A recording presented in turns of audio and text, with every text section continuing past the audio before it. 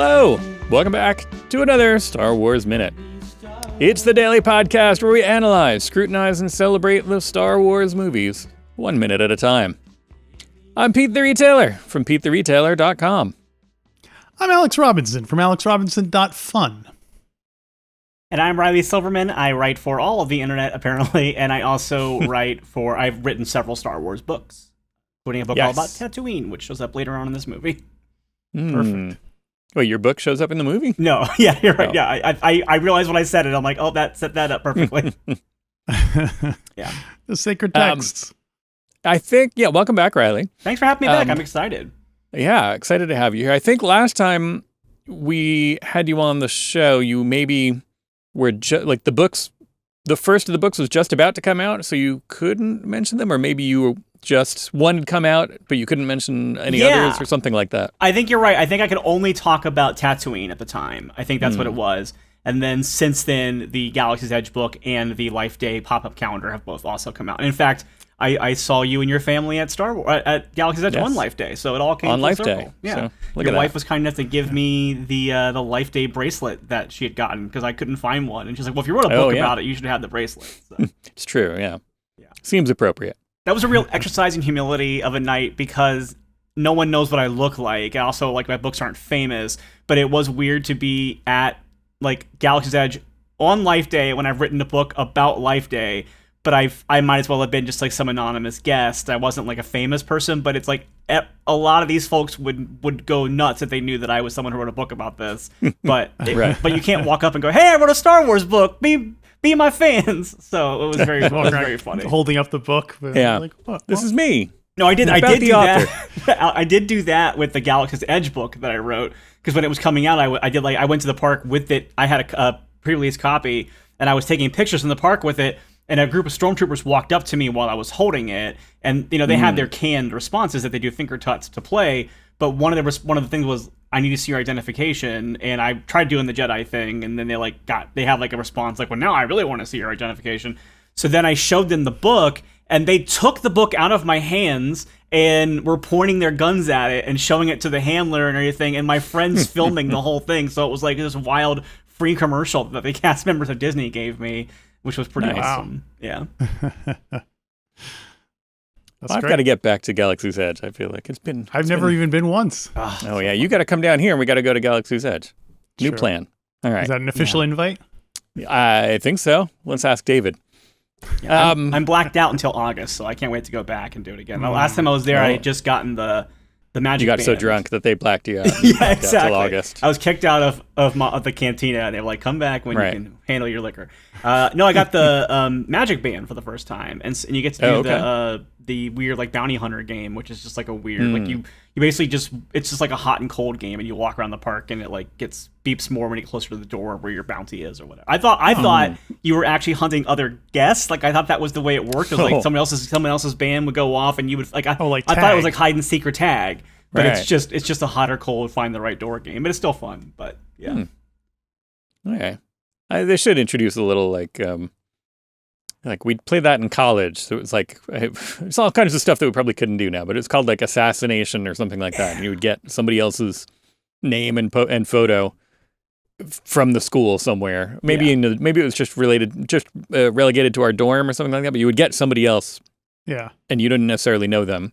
And you'd have to like find them and like either hand them something or I forgot what the killing was because I wasn't good at it. In my high school, we had a thing called senior tag it was like unofficial. It was not run by the school and it was banned my senior year because it was right after Columbine. But basically, it was like similar to that, but the way you killed the person was you hunted them down and shot them with a Nerf gun. And so people people were like driving people's work and like camping out in the parking lot of people's work because you couldn't go into somebody's job, you couldn't go into their house without being invited and stuff like that. But people were like stalking each other, and you weren't allowed to do it on school property because they couldn't bring the Nerf guns on school property. It was a whole elaborate thing. It's what a shocker that it was banned from the school how the year after Columbine. But yeah. You just raised a question in my mind about vampires that I'll save it for another time. In the meantime, let's talk about minute 76. Minute 76 of Star Wars, Episode 9, The Rise of Skywalker. It starts with Rey approaching the throne, and it ends with Rey approaching the Wayfinder. Lots of approaching. Very slow walk from the throne to the Wayfinder. Slowly she turned. Yes. I'm going to start. We get kind of a atmospheric. Again, I got to adjust my drawer here. We got a kind of atmospheric. There's not a lot of dialogue going on. It's just Rey kind of walking in, looking around, and we get a lot of dripping water sounds that I really like. Mm-hmm. It was a good effect. I like the it reminds you that hey, you're this thing is sunk halfway in the ocean here. Although in the back of my mind, not the back of my mind, but it also triggered a little bit, made me think of, triggered a memory of when we first meet Hoggle in Labyrinth, and he's peeing. He's peeing into a little pond, and I'm like, these water sounds, I'm like, oh, it'd be funny if she went in to like approach the throne, and she's slowly walking up, and she hears the water sounds, she turns, and Kylo's just peeing in the corner. Oh, dear. Oh, he beat Like you to it by like 5 minutes. If that was exactly. the case, there would be a Kylo bumper sticker already of Kylo peeing on everything he could. That's this week's merch item. Yeah. There you go. What would he, Kylo what would Ren he as be peeing Dean on? Calvin. But what would he be peeing on? The Wayfinder? The past. Like Star Trek? Yeah, Oh, the the past. I like that. Just the whole concept of the past. Or I think it should be like a Chevy logo or something. Whatever those things. Falcon. The classic. Yeah. Something in Yeah. Orabesh. Yeah. There you go. Luke Skywalker's lightsaber. It's a story for another time. Yeah. Right. Well, this minute has a feature which has come up earlier in the season, and I don't forget who it was, but they made a point of saying you have to make a point of mentioning this. But basically, this Sith door, this mysterious door that shows up. And somebody mentioned the door? yeah, someone was mad because they're like that Sheev had a little secret closet that maybe Steel, I don't remember. Anywho, I have here the Star Wars complete locations book here. If those of you watching the video, you can see it, and there's two relevant pictures. This one, first of all, is a long view of the top of Sheev's spire. There, you can see it's like four. It's like a series of tubes, basically. Right. Yeah. And the throne room is at the end of one of those tubes. Is that implying the shuttle could just pull right up and dock? Yeah, right up to that? That's like his private little thing. Is that how Luke gets here we have off in Return of the Jedi? I can't remember. No, he actually goes through the... Yeah, he goes through the elevator. Yeah. Right. That's Yeah. right. So here we have the close-up of the actual throne area. It's the actual throne area itself. If I talk, then it doesn't. And so here's where all the action takes place. You guys see this? This is theoretically where Rey's secret door is. Okay. Under this view screen thing. So, and I looked in the, actually looked at the Return of the Jedi film, and that view screen does seem to be there. I couldn't get a good screen grab where you could see the whole thing in one shot. But, does this mean that the door was installed after the Death Star was destroyed? All right. It's like a safe, behind a painting. Yeah. Oh, so you think that was just like a false wall? Like a hologram or something there. I mean, if there's anybody in the galaxy who has secrets, it's Sheev Palpatine. So, like, I'm not, like, surprised that he has a hidden place that, like, even Darth Vader doesn't know about, or something. Like, he's nothing but a guy with secrets and lies. So, yeah, that doesn't shock me at all. I guess Rey finds it with the Force. Is that how she knows where to go? I mean, I had questions about that. Yeah, she kind of goes in, and I watched the minute, and then I went back and I read the pertinent section of the novelization. Everybody's thrilled when I talk about Star Wars, Episode 9, The Rise of Skywalker, expanded edition by Ray Carson, New York Times bestselling author. Which she had no abuse from the internet for whatsoever. No, of course. But it's interesting because it makes it like Rey walks into the room, kind of looks around, and then kind of notices the door and thinks that that's where it must be, basically. There's not, it doesn't seem to be like, oh yeah, the Force guided her there. She was just like, oh, that would be the secret room. It seems obvious to her for some reason. Yeah, which, I mean, does kind of also fall into the Force a little bit. Like, that is kind of like...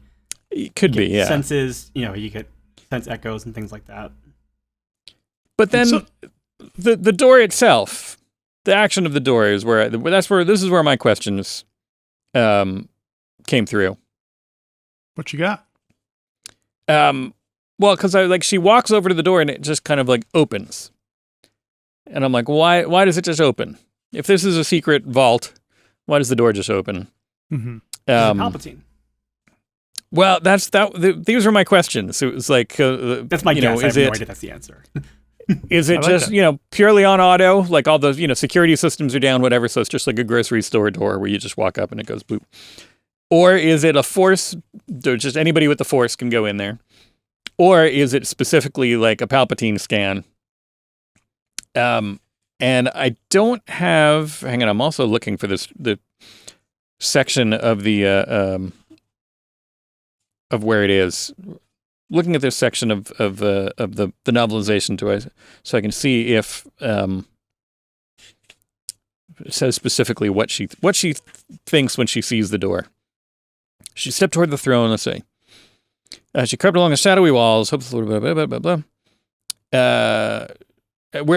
she crept along the shadowy walls where she hoped the floor was better supported, because there's a whole section that we don't see where she walks in and kind of the floor collapses. So then she came to a door. It had a complicated access mechanism that marked it as valuable and significant.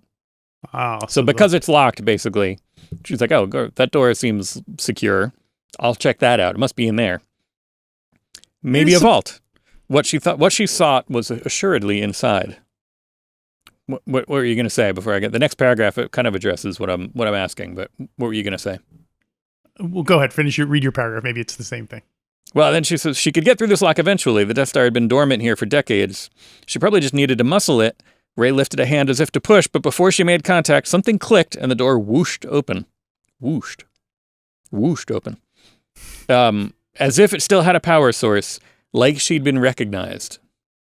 Oh, then yeah, that totally. I think the Palpatine thing is it totally, because I know that I haven't finished Shadow of the Sith, but I know that like the whole concept of Palpatine having like the cloning system on Exegol to try to create offspring was already in place, because there's the whole point of like his her father escaping when he's like a child, and like how like he knows that his dad's some important man or something like that, and that's supposed to be like a still living Palpatine. So if Palpatine has set up this elaborate system of cloning in order to prolong his own life, I do think he would set up that like if then one of his like descendants from this system he wants them to come to Exegol. Like he wants her to come to him so he can fulfill his plan. So he's going to make the path to get to him as easy as possible for her. So yeah, by hiding a dagger in a tunnel in the sand desert somewhere in a ship. But I don't think he made it. Then again, it's like the dagger thing is the dumbest thing in the movie, in my opinion. Because it's like, wait, so the dagger happens to be cut to look exactly like the Death Star looks in this exact moment when you get there, and not like, God forbid that like the seas shift or anything, and that does mean the dagger had to have been made after the Death Star crash, because that's an example carved after. Yeah. I think it was like a regular dagger, and then it was carved. And they had to add that little curved doohickey at the bottom to the point where to go. I'm pretty sure like every year somebody comes out, and then it's like they're surveyors, and they have the little like sextant thing and whatever, and they're like, okay, no, we got to take a little kind of quarter inch off this side right here because this shifted, and they recarved the dagger. Yeah. Are their devices all evil looking and gothic kind of surveying equipment? It's all like sparks like shooting out and black sextant. Totally sounds like a metal band. I also want to point out, we've been getting tons of cards and letters in the scene where Rey does use the little doohickey thing, which I guess was 2 weeks ago, maybe. Mm-hmm. I looked at it close up, and because as we pointed out, the spire that Palpatine lived in was on the top of the Death Star, not right next to the radar dish, and so the last visual dictionary says it landed right next to it. And I'll be gosh darned if you look very close up in that scene where she's looking through the viewfinder thing, if they didn't put a tiny little CGI spire there next to it. So, oh, nice. I admit I was wrong. Digital effects department, you got me. I thought because you mentioned that, and I thought we had brought it up on the show, but I guess we didn't. So this is the first time I noticed it. So maybe I was just zoned out while you were telling me. This movie keeps on giving. Yeah. Mm-hmm. It's a fun little moment for me here with this show, because last time when I was on for Last Jedi, I think we did Solo since then, but when I was on for Last Jedi, the scenes that I got were Rey's Vision Quest on the Jedi Temple at Acto. So it's like really kind of fun to have these like water dripping, Rey by herself, kind of like about to have a lot of moist minutes, and then Kylo coming in, which is like we'll get to in the later minutes, but it's like later this week. But it's just really like odd that I got this like bookend of these like Rey and Kylo heavy and like somewhat meditative and somewhat like dancing with the dark side identity and stuff like that. And both sets of minutes that I got are kind of along those same. The will of the Force. Yeah, and this was not planned this way, which is great. Yeah.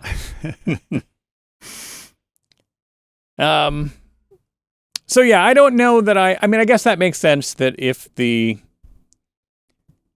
were locking, you're like, all right, I'm going to lock up all my important stuff, but I have this plan. If I'm ever close to dying, I got this clones and all this stuff. I'm going to try to come back. So let me set this up. I'll set up the lock. Well, I mean, I guess it would make the most sense just to like have a number lock or something where it was just like, okay, if I come back, I can get in there.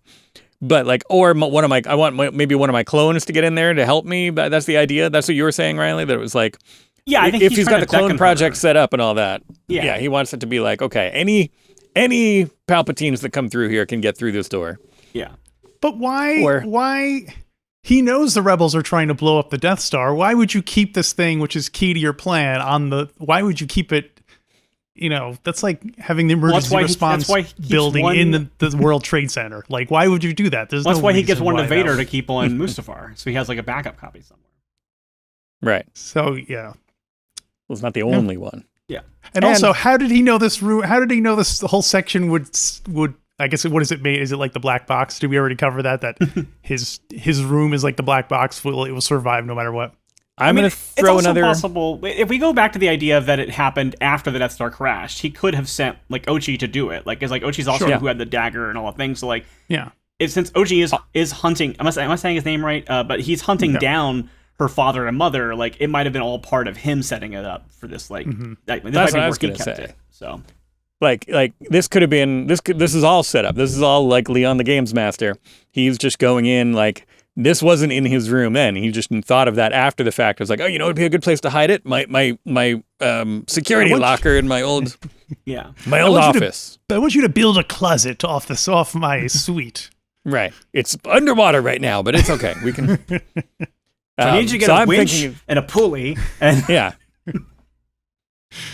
So I'm thinking this is all after the fact, that it's just set up specifically to be this kind of like, this unfolding game to so anybody who can do it proves themselves to be worthy, and also make it like this kind of complicated thing that he wants. He does want them to kind of meet up and come to him together in the long term. Yeah, that makes sense. I think those two things work well together.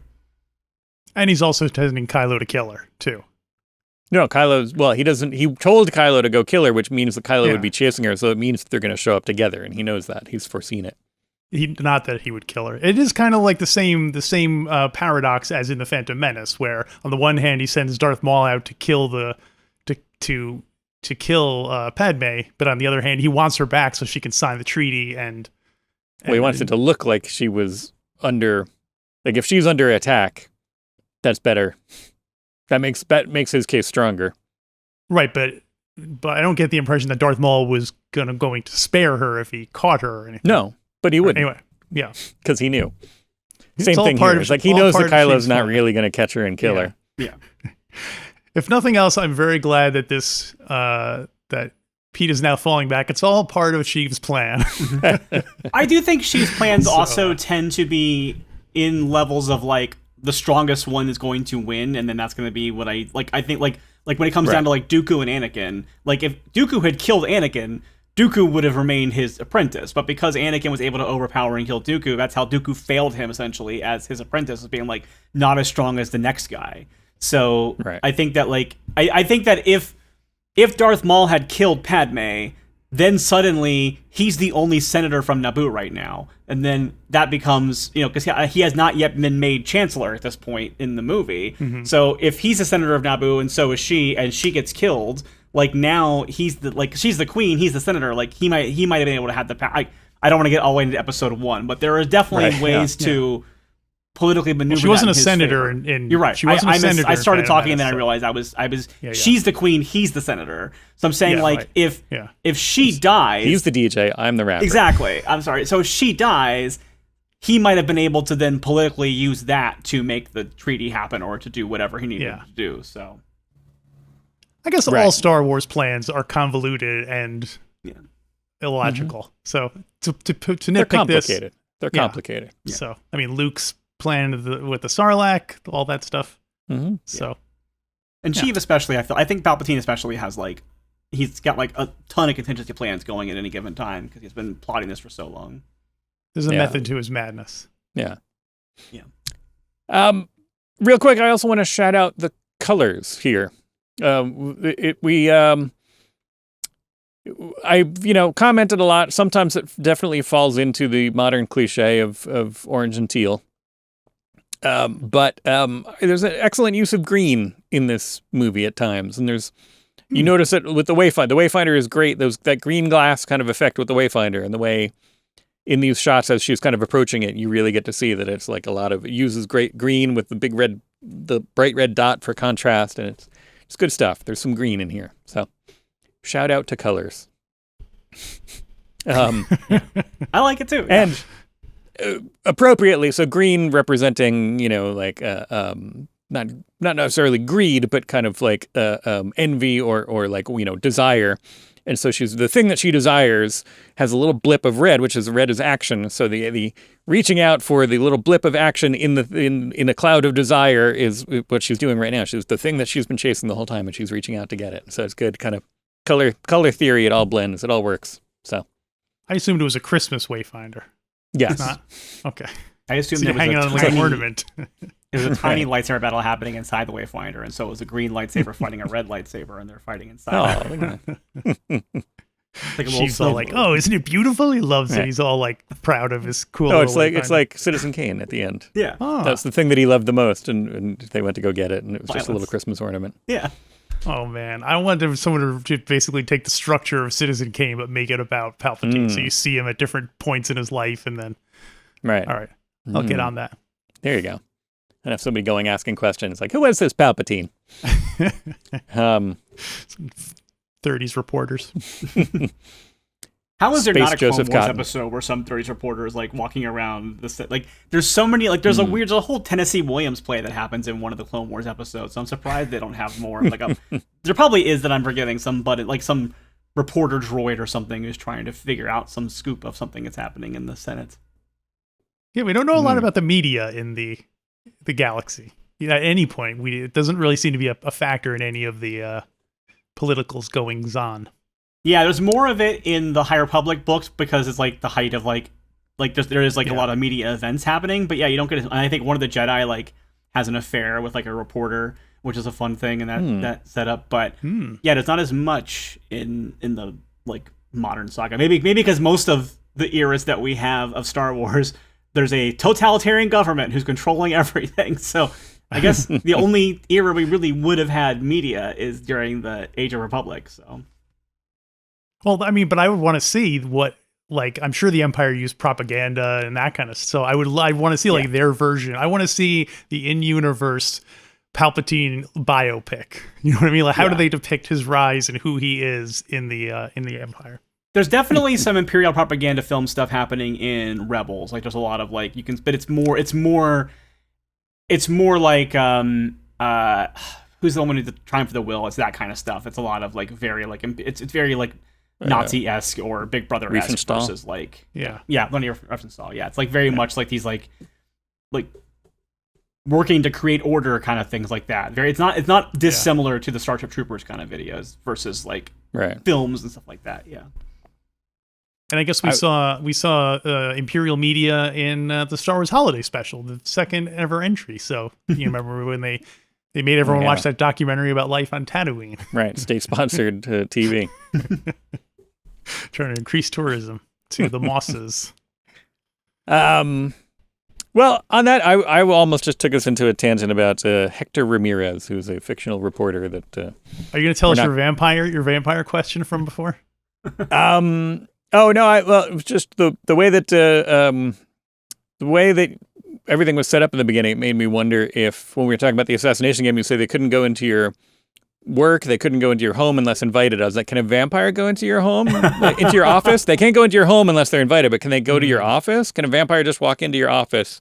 I know that on Buffy, there's an episode where Angel walks into when Angel's evil, he walks into the school because there's a sign that says, "We welcome all who seek to learn," or something like that. And so that constituted as an opening to welcome him in. So, yeah. Wow. Your Honor. The precedent was set in Vampire Court that a printed welcome is enough to count as an invitation. Right. Yeah. I think vampire lore is that if it's open to the public, then yes, you can walk into it. But if it's like someone's so if I work at like Subway, a vampire can come kill me. But if I work in like, IBM. Well, so what is the office? How does the office, is an office a private space or a public space? Oh yeah, if I work from home, that's different. Yeah. What if I work for Subway from home? What? Anyway, these questions and more will not be answered in tomorrow's episode. Riley, can you come back tomorrow? Can we get you for another one? I got to rewatch all of Rebels now to make sure I didn't misspeak about those propaganda. There was we did see one little clip there in Rebels for when it was Empire Day. Yeah. But it wasn't it wasn't super it wasn't deep in there. It was just a little glimpse. Yeah. I remember when events happened in Rebels, I feel like there was reports of there's been that kind of stuff. Yeah. Well, we are, since we mentioned it, I'll mention that Alex and I were reviewing Rebels. I think we're still in the process of reviewing the first season of Rebels over on our Patreon shows.